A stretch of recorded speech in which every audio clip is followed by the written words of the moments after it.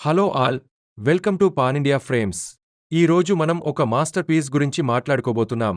ఒక సినిమా, అది కేవలం ఒక కథ కాదు, ఒక సైకలాజికల్ థ్రిల్లర్, ఒక అద్భుతమైన సస్పెన్స్ జర్నీ.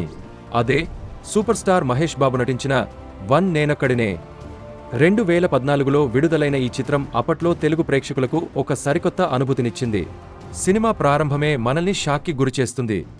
చీకట్లో ముసుగు వేసిన ముగ్గురు వ్యక్తులు గౌతమ్ని వెంటాడటం, ఆపై ఒక పోలీస్ జీప్ రాగానే మెలకువ రావడం, ఇదంతా ఒక కల అని మనకు తెలుస్తుంది.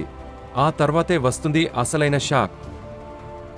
ఒక రాక్ షోలో గౌతమ్ పాడిన పాట అతని మానసిక పరిస్థితిని కళ్లకు కట్టినట్లు వివరిస్తుంది.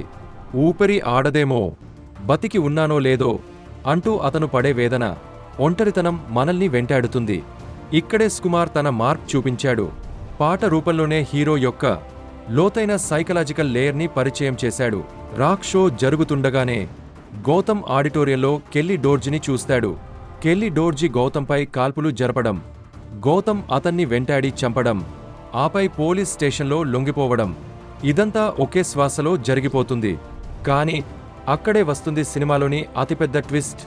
కృతి సనన్, సమీరా ఒక జర్నలిస్ట్గా రికార్డు చేసిన వీడియో బయటపడటంతో గౌతమ్ కెల్లీ డోర్జిని చంపింది అంతా తన ఊహలోనే అని ప్రేక్షకులకు అర్థమవుతుంది. ఈ సీక్వెన్స్ సుకుమార్ స్క్రీన్ ప్లే ఎంత అద్భుతంగా ఉందో చెప్పడానికి ఒక ఉదాహరణ. ఇక్కడి నుంచే గౌతమ్ పడే మానసిక వేదన, తన గతాన్ని వెతుక్కునే ప్రయాణం మొదలవుతుంది. ఒకరోజు గౌతమ్ తన రూబిక్స్ క్యూబ్ని వినూత్నంగా అమర్చుకుంటూ ఉండగా తన ఇంట్లోకి కొందరు వ్యక్తులు రావడం చూసి వాళ్ల ఫోటోలు తీసి వారిపై దాడి చేస్తాడు. పోలీసులు, జర్నలిస్టులు వచ్చినా అది కూడా అతని ఊహే అనుకుంటారు. సమీరా, షాయాజీ షిండే కలిసి గౌతమ్ని హాస్పిటల్కి తీసుకెళ్తారు.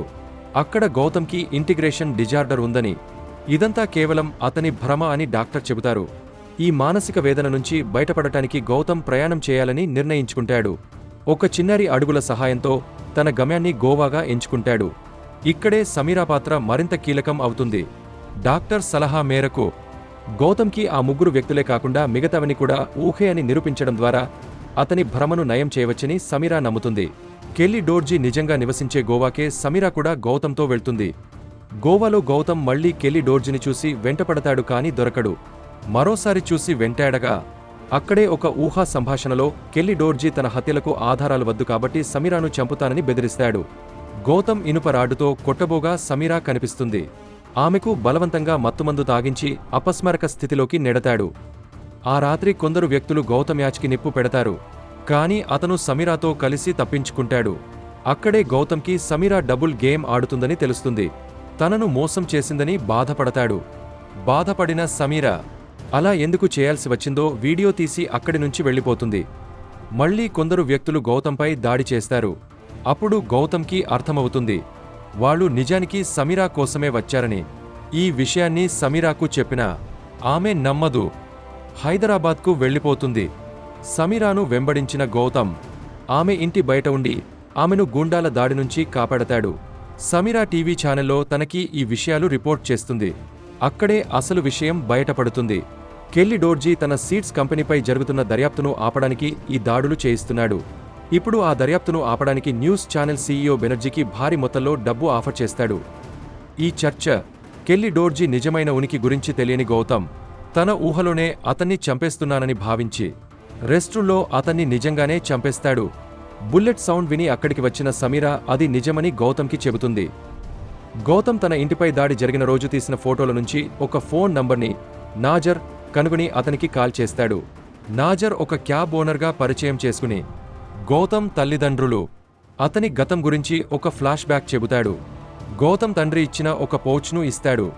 ఆ పౌచ్లో బ్రిటిష్ కాయిన్ దొరకడంతో గౌతమ్ సమీరాతో కలిసి తన గతాన్ని వెతుక్కుంటూ లండన్కు వెళ్తాడు.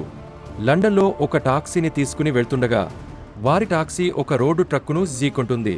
కానీ టాక్సీలో ఉన్నవారంతా బతికి బయటపడతారు. తన ప్రమాదం గురించిన ఆధారాలు తెలుసుకోవడానికి మైఖేల్ లండన్లో గౌతమ్ షోలకు ఈవెంట్ ఆర్గనైజర్ ని కలవడానికి ప్రయత్నిస్తాడు. కానీ అతను గౌతమ్ నుండి పారిపోతాడు. అతన్ని వెతుకుతున్నప్పుడు మైఖేల్ ఒక గదిలో చనిపోయి ఉండటం చూస్తాడు. హంతకుడిని వెంబడించి బైక్ స్కిట్తో ముగుస్తుంది. సమీరాతో మాట్లాడుతూ గౌతమ్ తన అలవాటు ప్రకారం రూబిక్స్ క్యూబ్ని అమర్చుకుంటాడు. అప్పుడు ఒక సింబల్ కనిపిస్తుంది.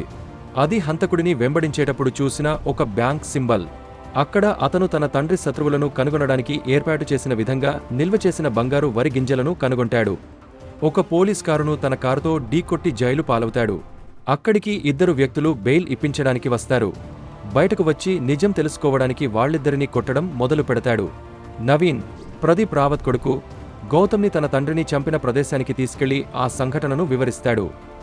కొన్ని సంఘటనల తర్వాత గౌతమ్కి తన తండ్రిని చంపింది తాను కాదని, క్యాబ్ డ్రైవర్గా అబద్ధం చెప్పిన నాజరే అని తెలుస్తుంది.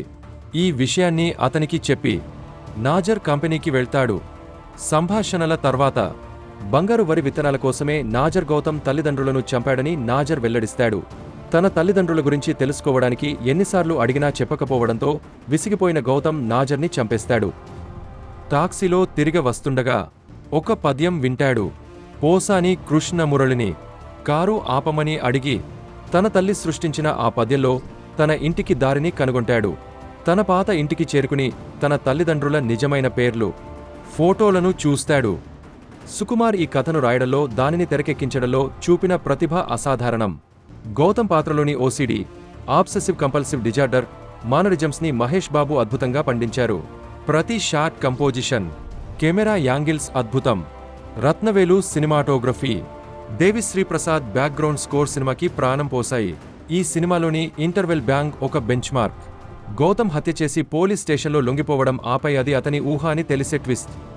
అప్పట్లో అది ఒక సంచలనం.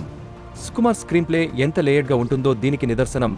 చివరిగా తన ఇంటికి దారిని ఒక పద్యం ద్వారా కనుగొనడం, ఒక తల్లి తన బిడ్డ కోసం వేసిన ఈ ఎన్క్రిప్టెడ్ రూట్ ఈ మధ్యకాలంలో సినిమాల్లో వచ్చిన యూనిక్ ఎండింగ్స్లో ఒకటి.